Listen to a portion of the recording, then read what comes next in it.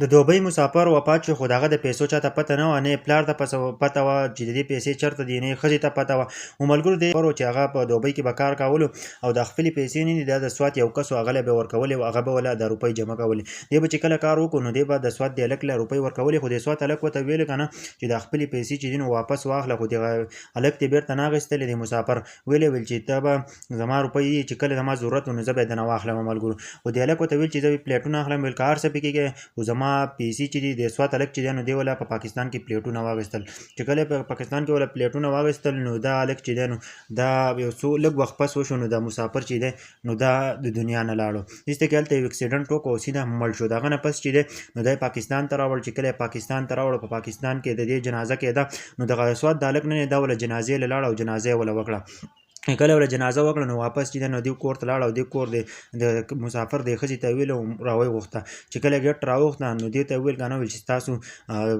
زما په نامه باندې ستاسو پلیټونه دي ستا خاوند ماله پیسې راکړې وې او هغه باندې ما تاسو له پلیټونه اخیستي دي چې کله ستاسو د میلمستیا ختمه شي کنه نو تاسو به بیا زما سره راشئ کنه چې ستاسو له د پلیټونه در وښیم او ستاسو به ملګرو نو یو ډېره زیاته د ویډیو چې دا نو ملګرو د سوات هلک چې دا نو ډېره غټه قرباني ورکړې ده او په کار داسې ده خو نن سبا چې دی نو په چا باندې یقین هم نشي کولی دا یو سوات هلک و چې دی یو داسې کار وکړو ګوره نن سبا چې دی نو څوک دغه کیسو ته نه ګوري که نه په کار چې دی